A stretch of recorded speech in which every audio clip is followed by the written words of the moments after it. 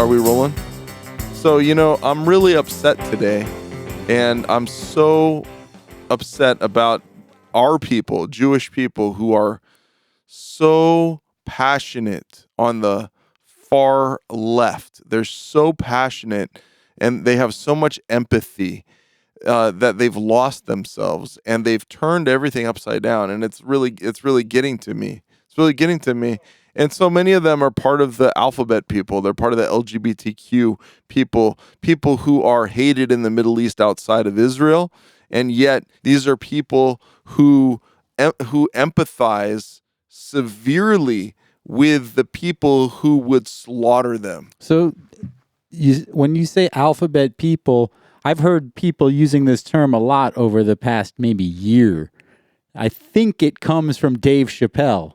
I might be wrong, but I think he's kind of funny though. He's kind of funny. No, I agree. He's quite he's not funny. A humor stylist, but he's not funny in that community. He's a tremendous humor stylist. He's definitely philanthropic with his humor. Yes. Oh no, maybe not. But it's like how. No, before I forget, I just wonder if Alphabet people, is that offensive? I'm sure everything we say is going to be offensive, pretty much. Let's just start there. It's going to be offensive. Why? I don't even know how we tolerate each other, but that's a different topic. Yeah, I mean but I think it's offensive because people are. First of all, it's a whole litany. It's a whole list of people that just get lumped together, and I don't even know that all those people appreciate to be lumped together. There's a lot of people who tell me they're gay, but they are not on board with the trans, what do you want to call it? The trajectory for this whole trans issue.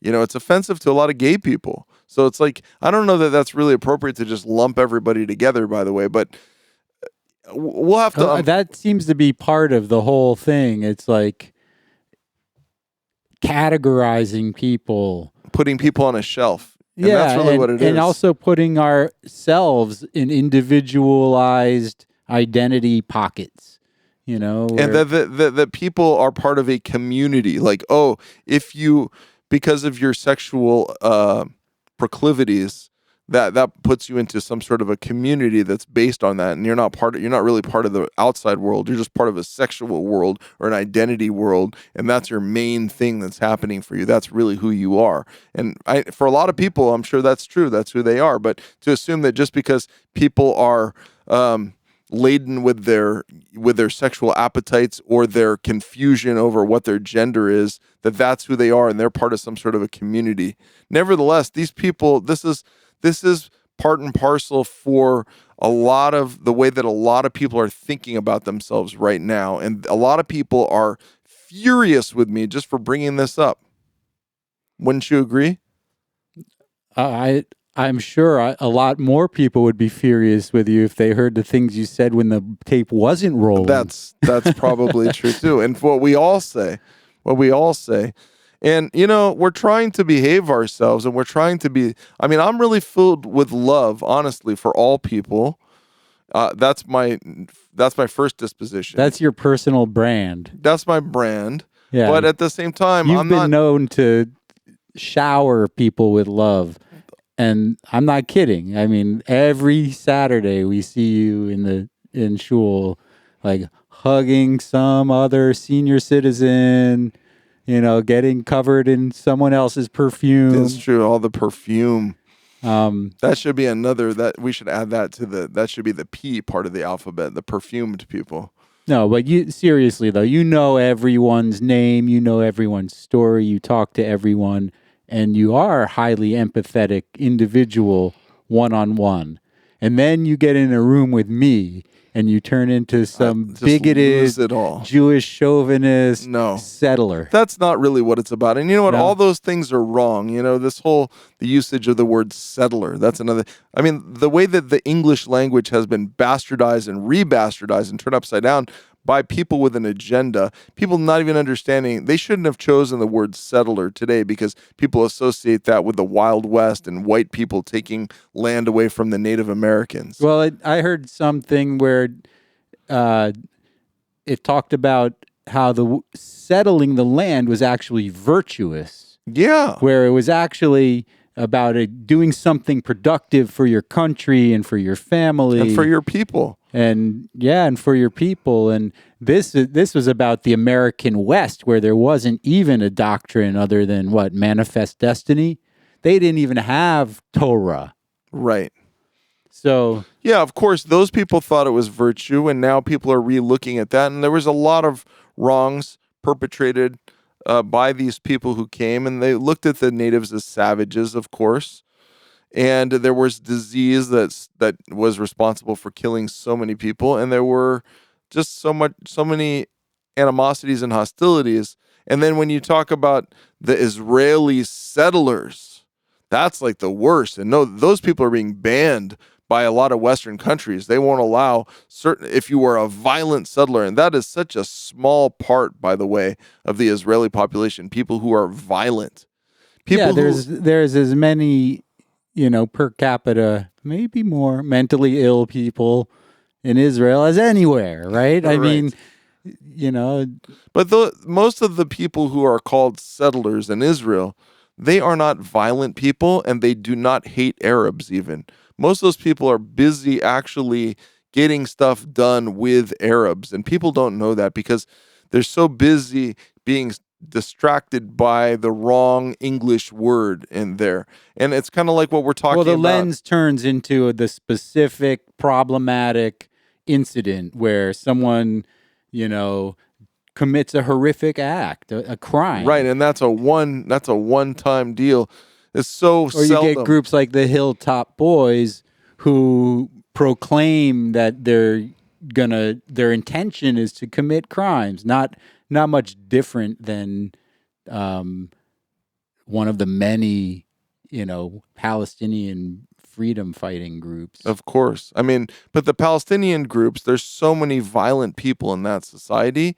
There's almost no violent people. It's such a small percentage of the Israeli population that wants to be violent.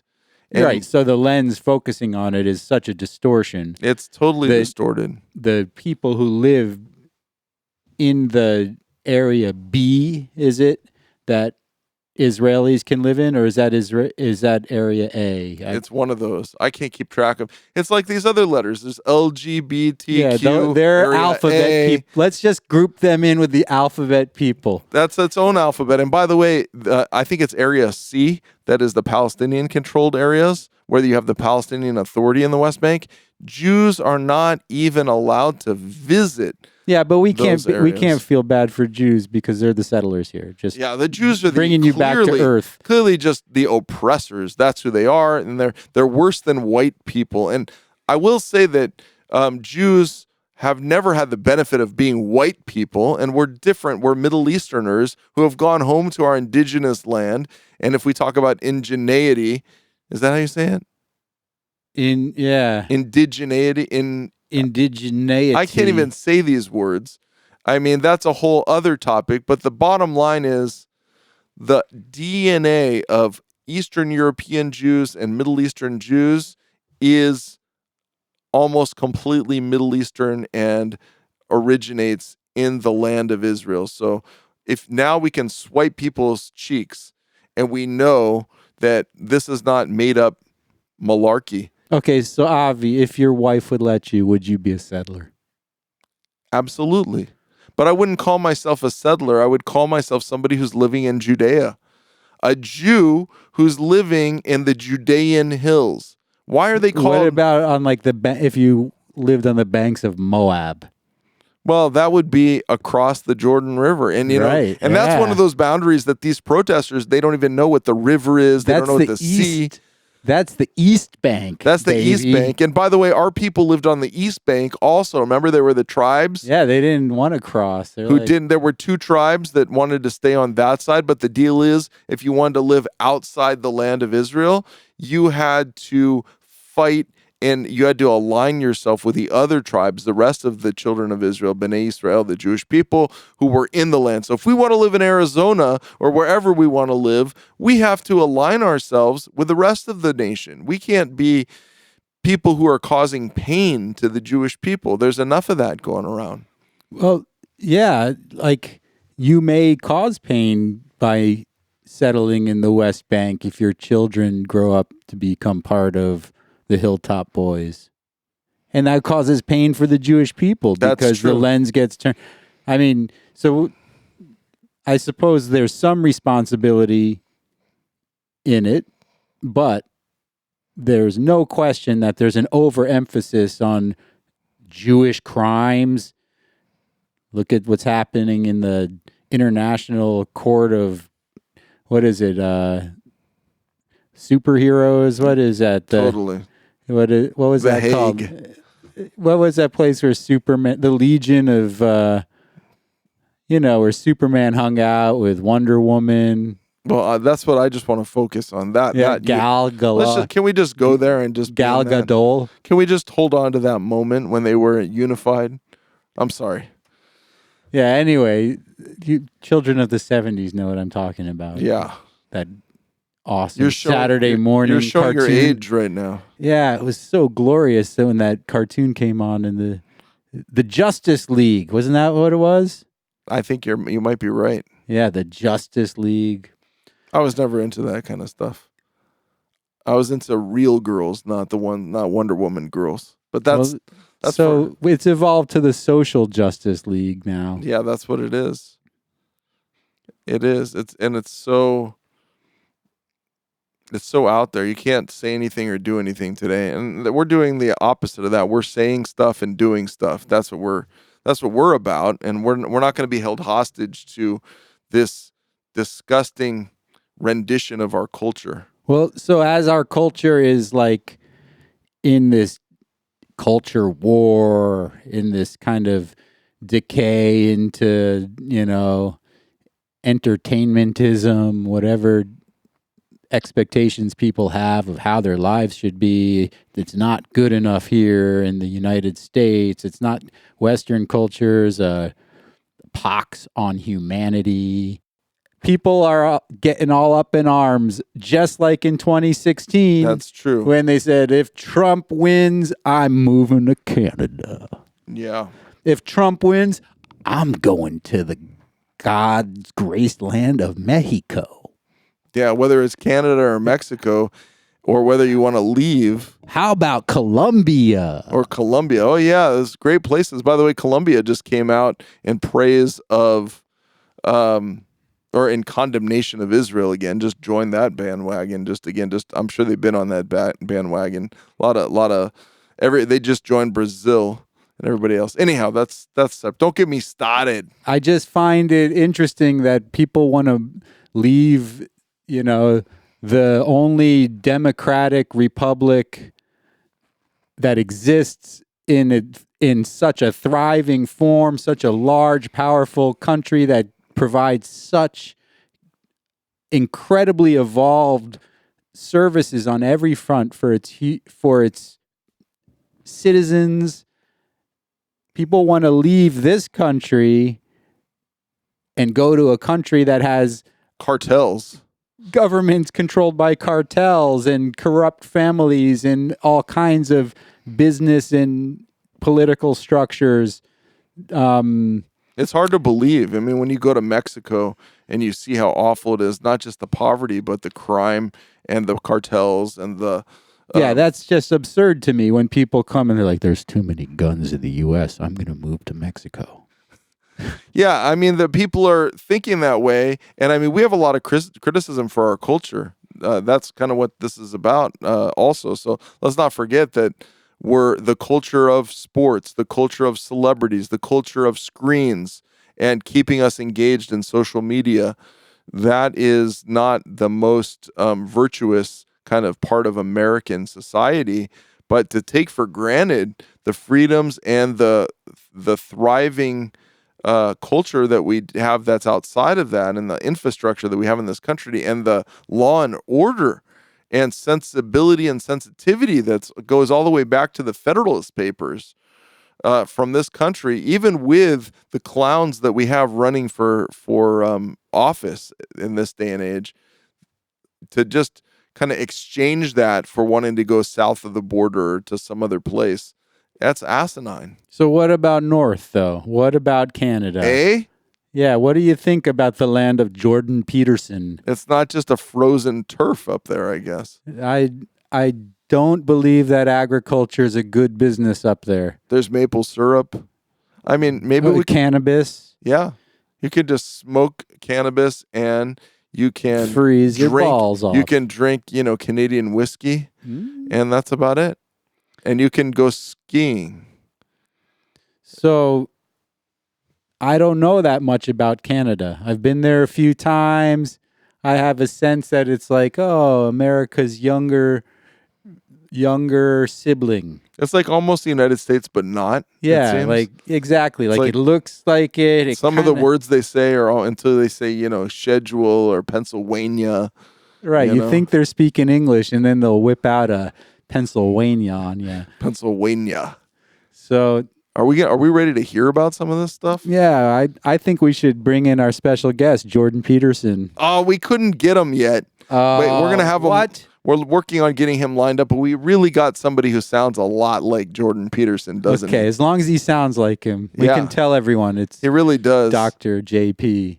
Yeah, we'll say that. But he is a prominent person in Canadian society. He's actually a judge in Alberta, an honorable judge, not like some of these dishonorable judges that we've seen. And he's not only that, even though his last name is Lipton, and it doesn't like kind of smell of Jewish last name dumb or whatever. That's not Liptonstein. It smells of tea time. It smells of tea time. Even though people don't listen to him and notice that he's Jewish right away, he comes from a long line of Jewish people and people who have been through so much adversity, and all to the point to get to Canada to have a better life. And Canada has been a beautiful place for Jewish people for a long time, thriving Jewish communities, even in the East Coast, the West Coast, even in the middle and the prairie lands of Canada. It's a place where it's a very traditional place for Jewish living, whether it's Montreal, Toronto, Vancouver. There's a lot going on Jewishly in Canada for a long time, and that's why it's so upsetting to hear about the same thing but worse happening in Canadian society. No, you're giving it away. How do you know? Hey, we haven't interviewed him yet. I just know that's he told me that's what. Oh, before the interview. Oh, okay, I got you. He's told me that's what it's going to be. But I want to back up one more time. You almost moved to Canada, if I remember correctly. Oh, Canada, my home and native land. Did you have to sing that for your I learned that audition? I learned it. Not only did they have to sing things just a little bit differently in synagogue, but yeah, I even had a Canadian phone number. We were ready to move to Vancouver in the 11th hour. That just all. Was that because of Trump?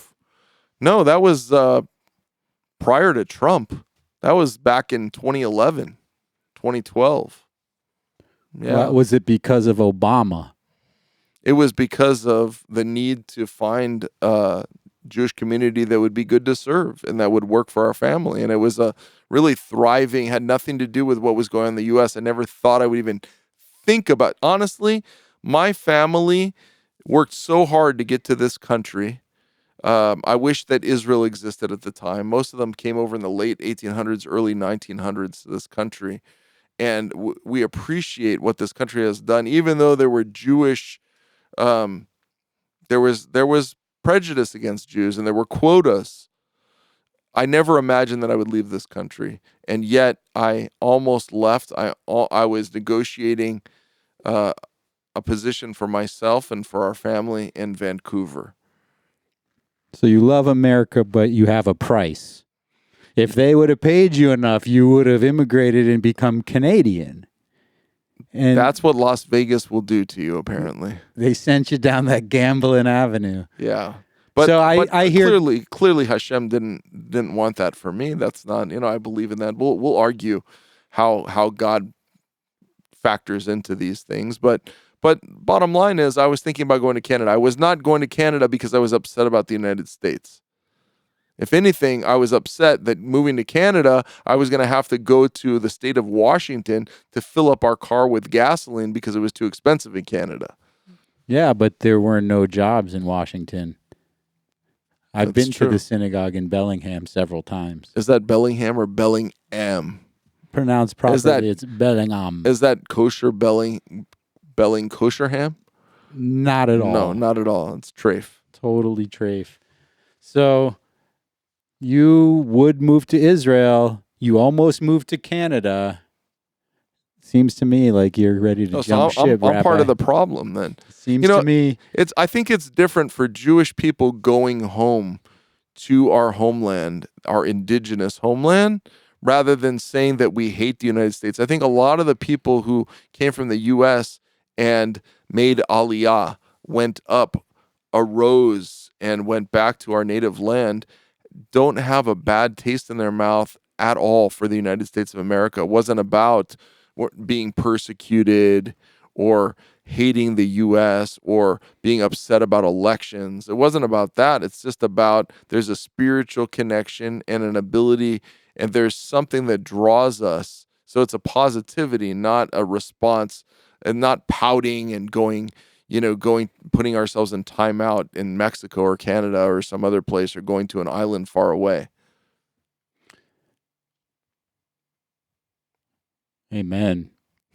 That's not what it's about. But look at what's going on. But so many people are not talking about that. You just talked about the general population. People are ready to move to Canada right now. Yeah, it's an interesting thing. And as a Jew myself, I question my own loyalties. Like, what happens if the U.S. turns on Israel? What happens if suddenly, all the pressure from Dearborn, Michigan on Biden has him taking his ships out of the Mediterranean and has him yelling down Netanyahu and telling him that he has to stop, and has them at the UN passing, whatever kind of... And it could happen. That's true. So... No, I wonder about my own allegiance and, where I would turn if suddenly or slowly the U.S. started to, ally itself with Iran. But I think most of our brothers and sisters who returned to Israel are not coming from the U.S. and Canada, not coming from places where you could even have patriotism. They were coming from places where they were completely marginalized, persecuted, living in just trying to exist, whether it was in what happened to the Jews all over the Middle East, whether it was Iraq, Syria, Lebanon, Egypt, Yemen, Tunisia, Algeria, Morocco, Sudan. They were thriving Jewish communities, and you take all those countries, there was almost 1 million Jews in 1950 in those countries who lost everything. They were accused of having allegiance to Israel, even though that was not necessarily on their minds at all. And the Muslims confiscated all their property. They confiscated their wealth, all their money, and they were allowed to leave the countries, most of them with one suitcase, and most of them went to Israel with nothing. They were refugees, Jewish refugees that are not talked about. And that's not what we would be. We're talking... Not at this juncture. Not at this juncture, but we could become that. Where does it stand if you want to be part of a institutional organization, be a scientist at a university, be a physician, or a member of the city council, or a executive director of a theater, a public-facing, position as a Jew? Where does it stand? If you're a Zionist, you can forget about it. Well, you're going to be tainted by the public now. They're going to protest you. And what is a Zionist? Just somebody who believes that Jews should be able to return to our homeland, to our native land. That's it. So, yeah, we agree and we high five. Like, the world sucks. Woohoo! Vis-a-vis, is that the right term? Vis-a-vis Israel. And Yeah, the world, go fuck yourself, world. That's right. All right, that's said really it. what I wanted to say. All right. And along those lines, we are fortunate to bring to you all this beautiful interview that we had in a really a conversation that we had with a longtime Canadian person, Jewish person, judge, an honorable person from Canada. And he really speaks to a lot of these issues and what's happening. And you can see them in a much more articulate way than what we're talking about right now. True that, dog. So stay tuned, folks, and listen to this.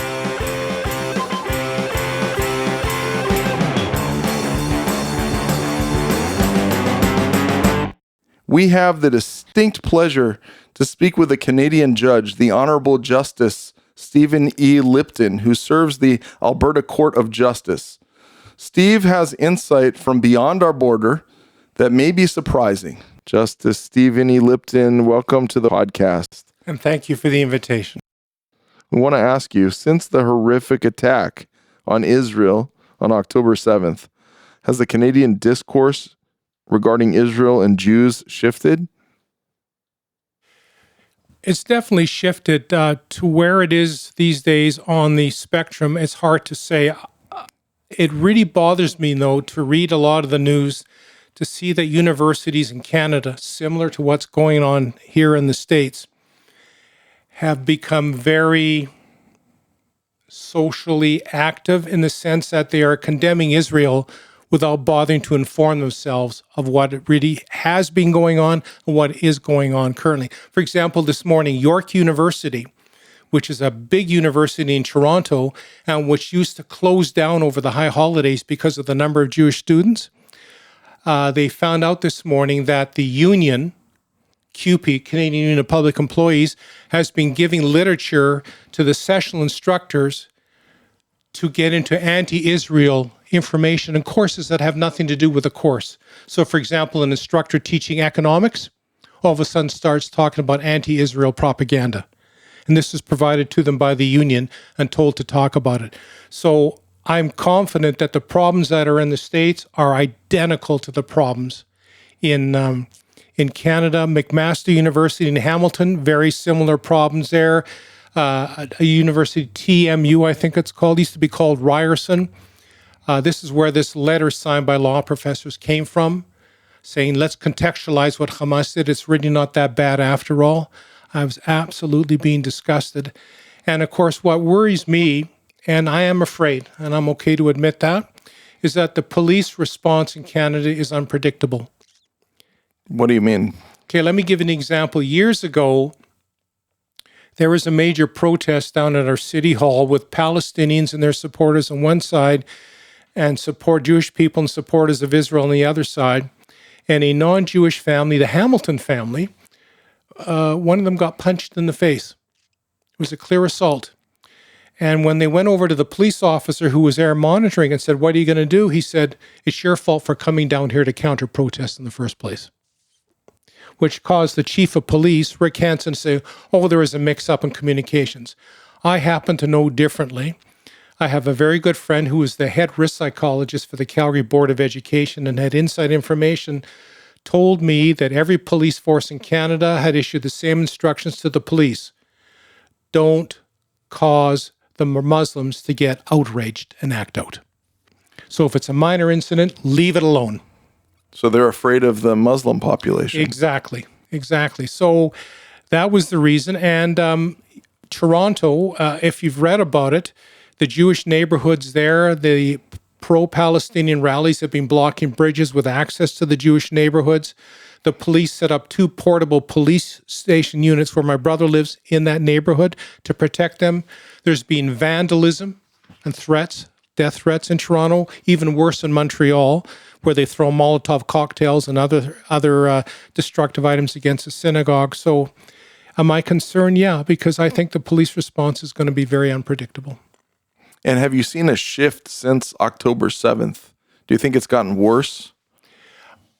Was this already in process before the violent attack by Hamas? Well, I think what I saw is initially the response by the police was very disappointing. They didn't want to do anything. And there's been a lot of pressure brought to bear. And again, if you read the news, the Liberal Party of Canada, which has some Jewish members of parliament in there, there's a significant split in their caucus right now, because they're basically going after our prime minister saying, hey, this isn't a case of gray. This is a black and white issue. And how dare you condemn Israel for cultural genocide while leaving out what Hamas did on October 7th? How dare you saying that Israel deliberately shot a missile into a Gaza hospital when, as it turned out after the investigation, it was a Hamas rocket that self-destructed and blew up the hospital? He has basically been sitting on the fence, and recently with the ICJ, the International Court of Justice, he's saying we will agree with whatever the International Court of Justice does, but everyone knew the whole thing was an absolute farce to start with. What are your thoughts in general on the International Court of Justice? They're biased.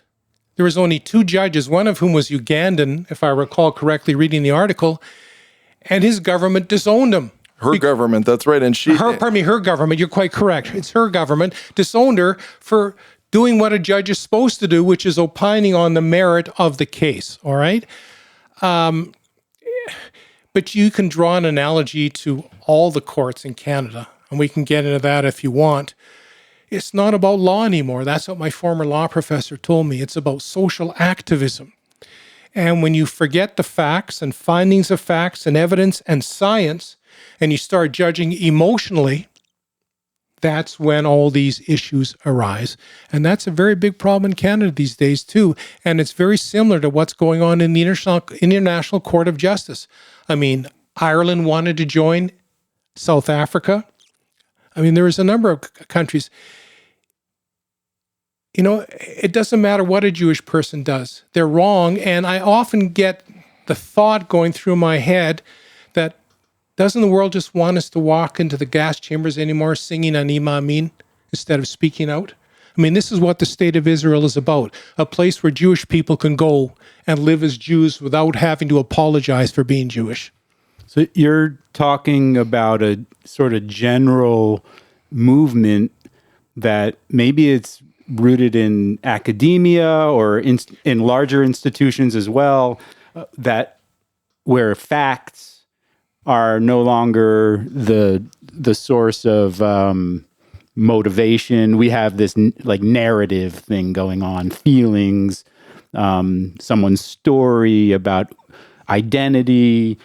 So it's kind of tied to the language used by the anti-Israel left. It's cloaked in do-goodism and stands on an oppressor-oppressed narrative where an indigenous population is replaced by a powerful and oppressive colonizer.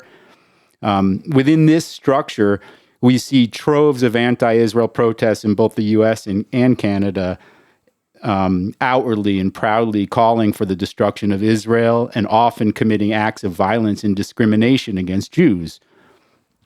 Not only are the administrators and administrations of our most outstanding institutions unwilling to condemn such threatening and overtly abusive behaviors, but we hear their lukewarm call for an end to anti-Semitism coupled with a distinctive call to awareness of Islamophobia. Let me put it this way. We call it cancel culture wokeism. That's the movement that's being taught in universities today. And the comment is, risk and accountability no longer applies to anyone except for white males. And we hear that. And I don't know if it's the same in the States, but you certainly hear that in Canada a lot. There's no doubt that a lot of it is coming out of academia today. And of course, we're all aware of what happened at the University of Pennsylvania, MIT, and Harvard, okay? It's no different in Canada, all right? It's frightening. Now, I would be foolish in the extreme to deny that there is not Islamophobia, and that's coming from the far right. I don't know if it's coming from the far left. I suspect it's from the far right. But what's interesting is that my dad would often say, people who live in glass houses shouldn't throw stones. Okay? That was a very famous English saying of his. So if I am a Muslim and I want to complain about Islamophobia, I should not be one of the major sources of anti-Semitism in Canada, which is also coming from the far right and the far left. So I will not deny it. And yes, it is an issue. And yes, it does need to be addressed. But Justin Trudeau, our dear Prime Minister, appointed, I don't know what their titles were, to deal with Islamophobia and anti-Semitism. After October 7th, the anti-Semitic person, that's the wrong word, the person that was appointed to deal with anti-Semitism said, I hope there's peace, which is a neutral response, okay? The Islamophobic minister said nothing. Nothing. All right? And the silence is deafening, is it not? Absolutely. And I said years ago, and one of the Muslim judges who would sit at the lunch table with me called me a right-winger, except I knew from my sources that ISIS had recruitment centers in Toronto and Calgary. And I even knew the neighborhood in Calgary where they were recruiting. Okay?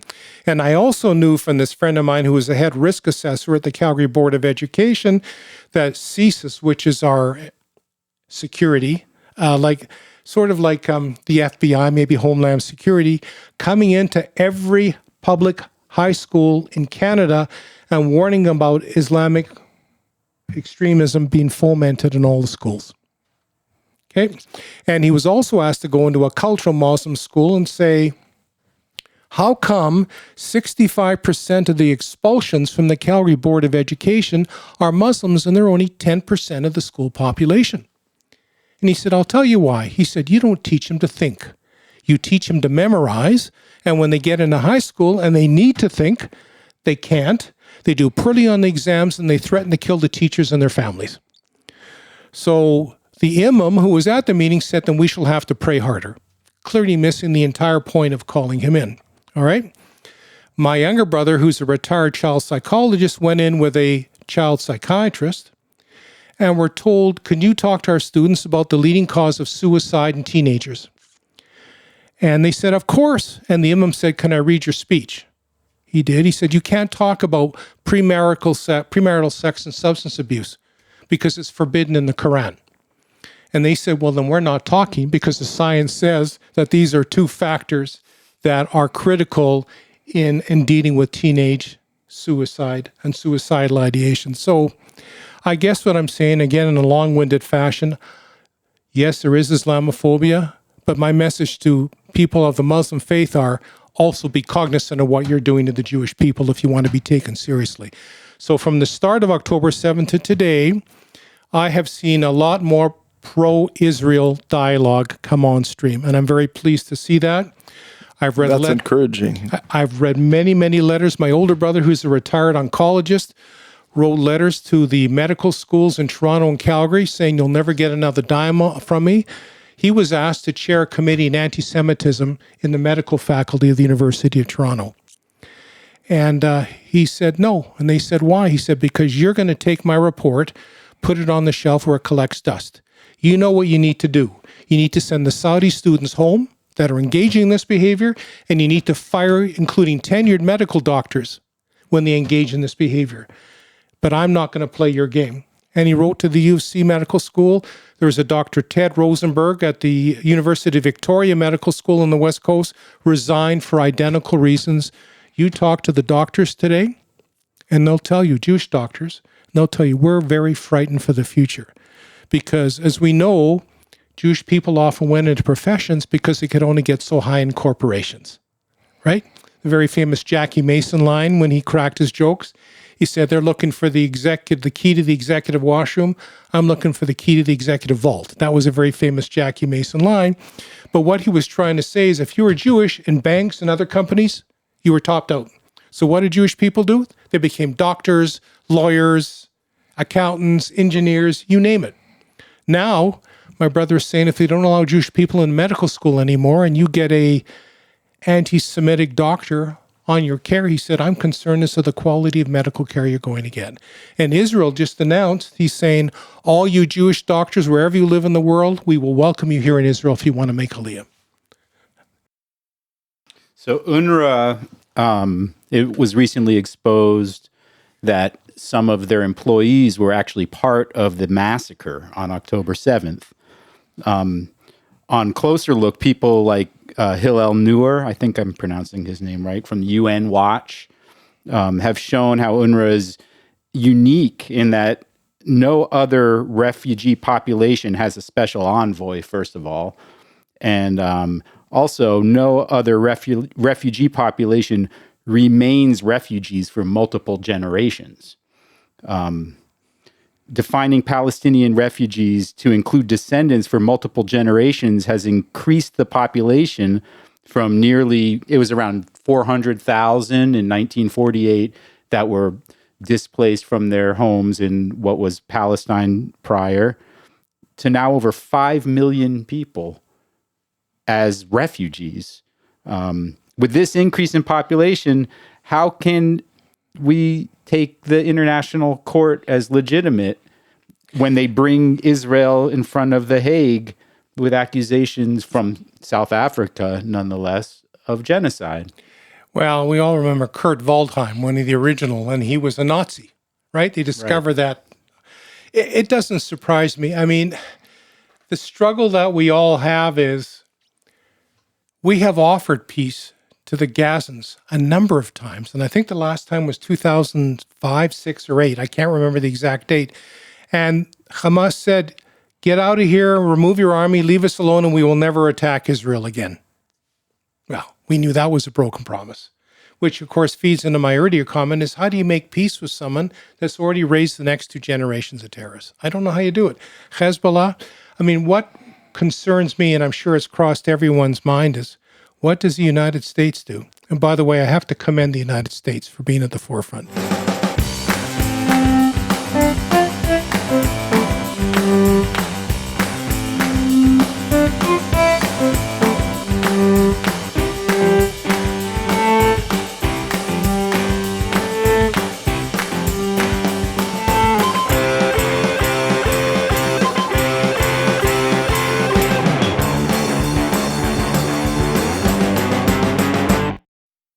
It's an absolute shame that the United States always seems to have to take the initiative to deal with these things. Our government is a joke. And I'll say that on the record, however many times people want me to say it. I think the only 4 You're speaking about the Canadian government. Yes, absolutely. I think the only 4 tanks that we had that worked got sent to the Ukraine. They salvaged, cannibalized parts from airplanes to keep other airplanes flying. I mean, our military is an absolute joke. Several of the retired heads of the armed forces have said so. Our ships are out of date.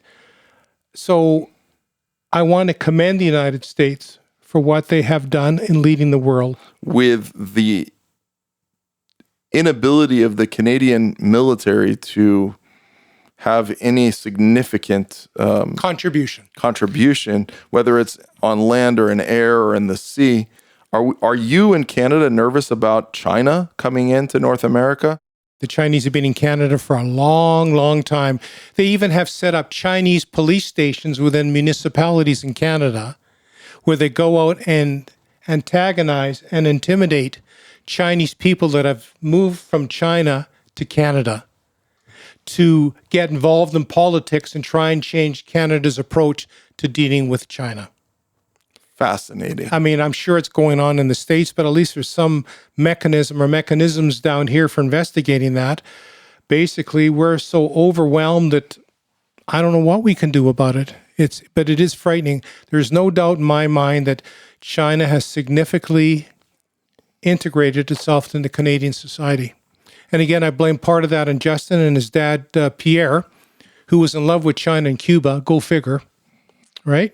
A multimillionaire who was a draft dodger in World War II, was in love with China and Cuba, and so was his son. Go figure. Okay? Go figure. It all comes together. And for those of us who live south of the border here in the United States, we have to think about what that would mean for us with China, with the Chinese penetrating, with the government, the communist government of China penetrating the sovereign nation of Canada in such a way and trying to influence what's going on in Canadian politics. Are we keeping our heads in the sand here in the U.S.? I don't think so. I feel we're keeping our heads in the sand in Canada, but not here in the U.S.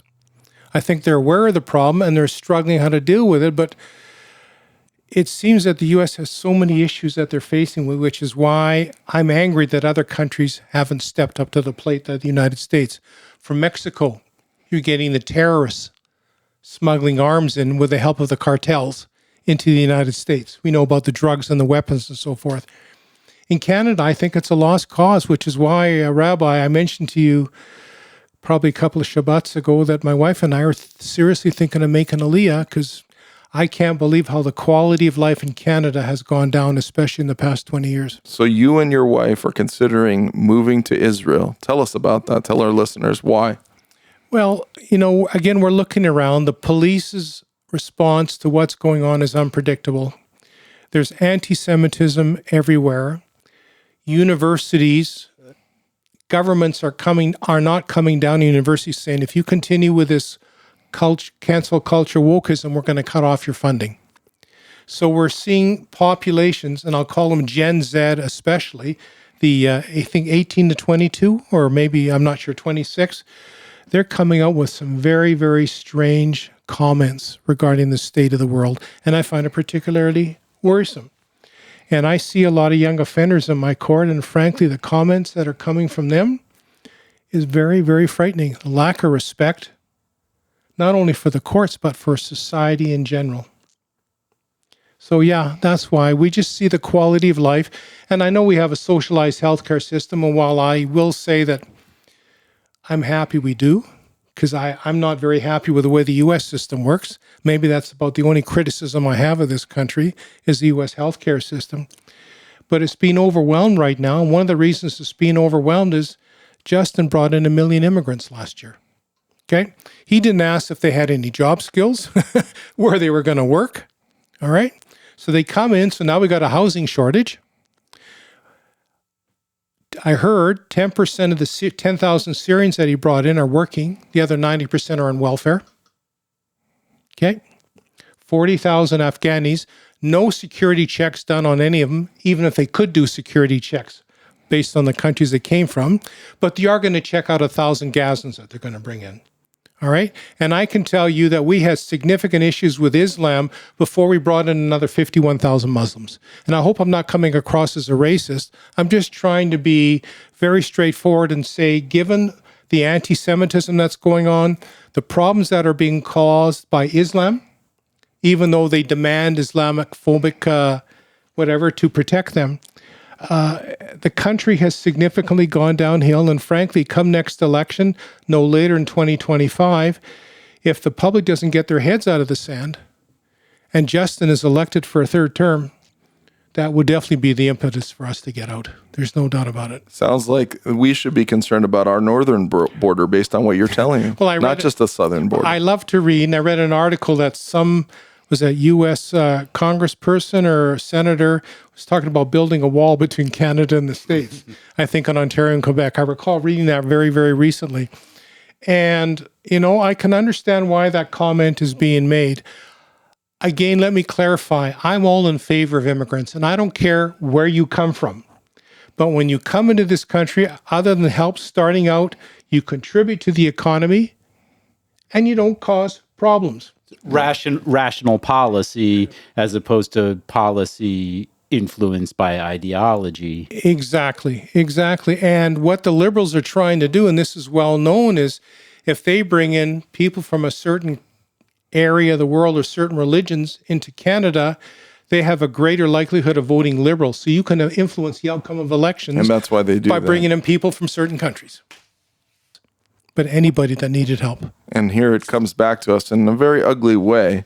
It's frustrating. And it's interesting to hear, and I would consider moving to Israel as well at the right time. It's frustrating to hear that as Israel is still in war and there's still projectiles, missiles, especially coming from the north and even coming from Gaza still. And you're saying it's safer there, perhaps, than it is to be a Jewish person in Canada. Well, again, to reiterate what I've said at least a couple of times this afternoon, I'm scared. Because I know in Israel you can walk with your head held high. Does that mean that our physical safety isn't at risk at times? Well, of course it does. Of course it does. But I just don't think the police behavior response is predictable anymore. I think if push comes to shove and things get out of control, we're on our own. Okay? And I see what's being taught in universities today, what a current law professor at my alma mater said about contextualizing what Hamas did, what they're teaching in universities, what's going on generally. It's very frightening today being a Jewish person. And, coming to the States, the first thing I said to Marnie when we went to the Jewish Center and here, she got security with guns. Well, you know what the gun laws are like in Canada, right? Only the criminals have guns in Canada. And we have to arm ourselves here in this country. Exactly. But I've also read that a lot of Jewish people who never would have thought have gone out and got gun licenses and gone out and purchased guns because they're scared themselves. And I understand that, and I certainly don't condemn that for doing something like that. It's very, very scary right now. And frankly, as I said, the shock to all of us, and I'm sure the two of you would agree, how can what happened on October 7th be the kindling that has ignited this anti-Semitism that's going on today? Thank you for joining us, and thank you for being a part of this discussion.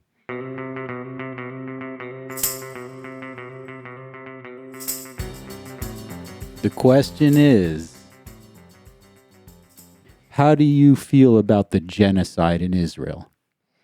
Well, Daniel, I'm really upset about the terrorists in Gaza who perpetrated that genocide on October 7th on innocent, peace-loving, the far left part of Israeli society, having a peace concert, loving the Palestinian people, and all these genocidal fighters parachuted in, broke through barriers. Wait. You turned it all around. Yeah, that was the real genocide. And you see, I read,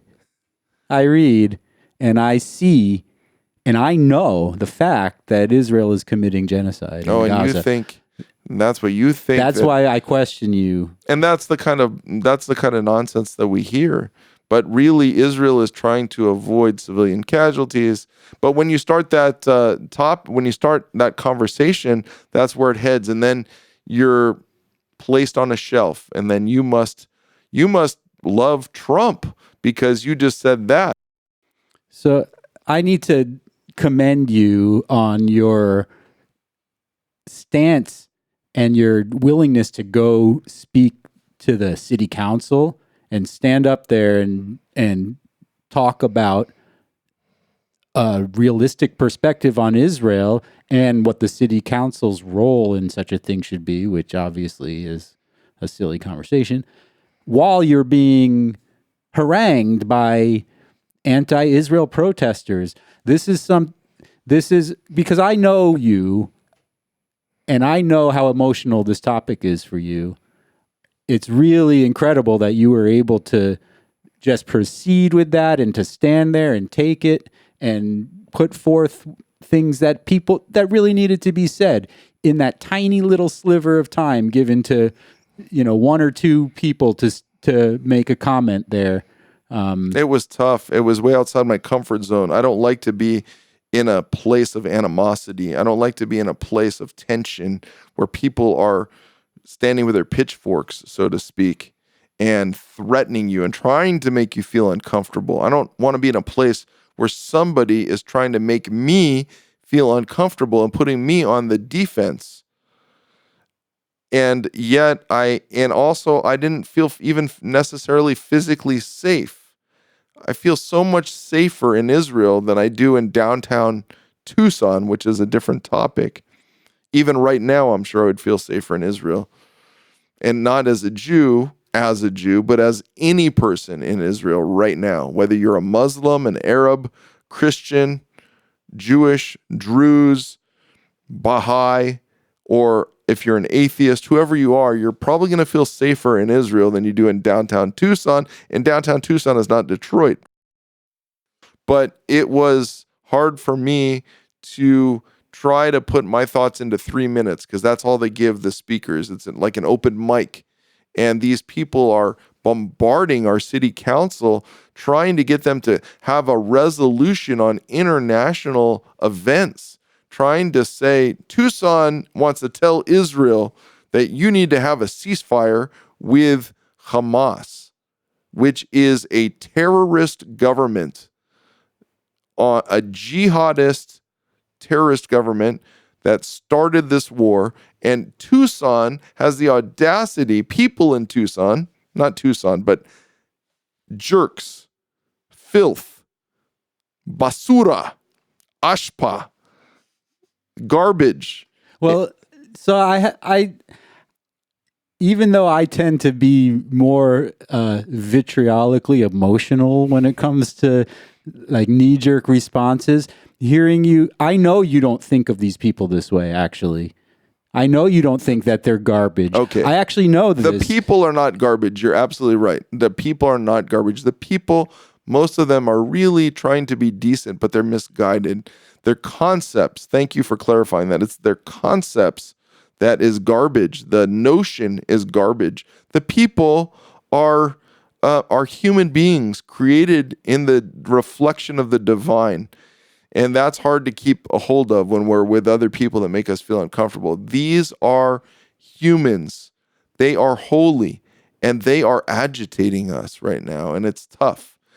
My message was to the city council, to the mayor, that it's not appropriate for our city or for any other city in the United States or anywhere around the world to be focusing on this conflict that you don't understand, that it's appropriate for Tucson and other cities to be focused on city business, fixing the roads, educating the youth, and all the other things that cities need to do to keep us safe and to provide us with a community that works, running water, all these things that we need, sewage.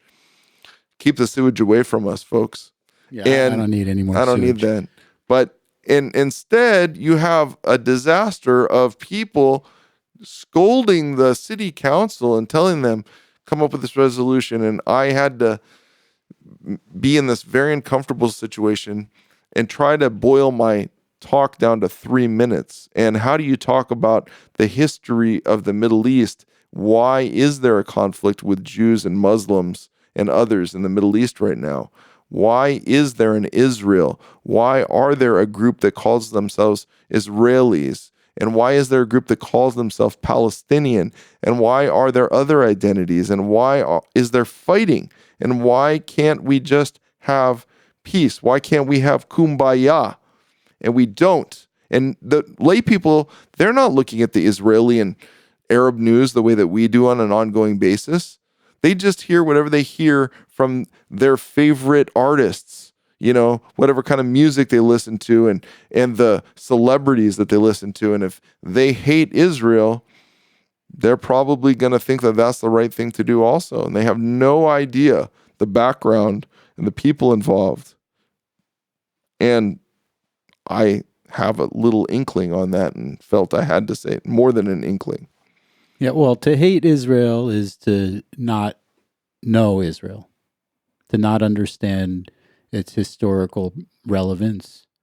We're touching on something very emotional. This is kind of the question is, and this is the question here, and this is what's propelling us. This is part of what's propelling us right now. We're kind of in the center of it. We're hoping that things can improve in the United States of America, and we're hoping that we can have some healing. It doesn't look that way. And what's on our minds today is what is happening with our society. And everybody's talking about Mexico and Latin America and the immigrants and the people coming across. Well, there's a lot happening on the northern border in terms of the canary in the coal mine in Canada. How does that affect the United States? How does that affect what's going on in Israel? And we hope that you learn from it. And we hope that you'll become a part of this discussion. And this can be relevant not only to Jewish people, but to the wider society, to people who call themselves Christians, even Muslims, or however you identify, Buddhists, Hindus, Baha'i, Druze, even people who are atheists or people who are practicing other sorts of Voodoo. Hindus. We didn't mention Hindus. There's so many Hindus. Did you say Jews? and even Jews.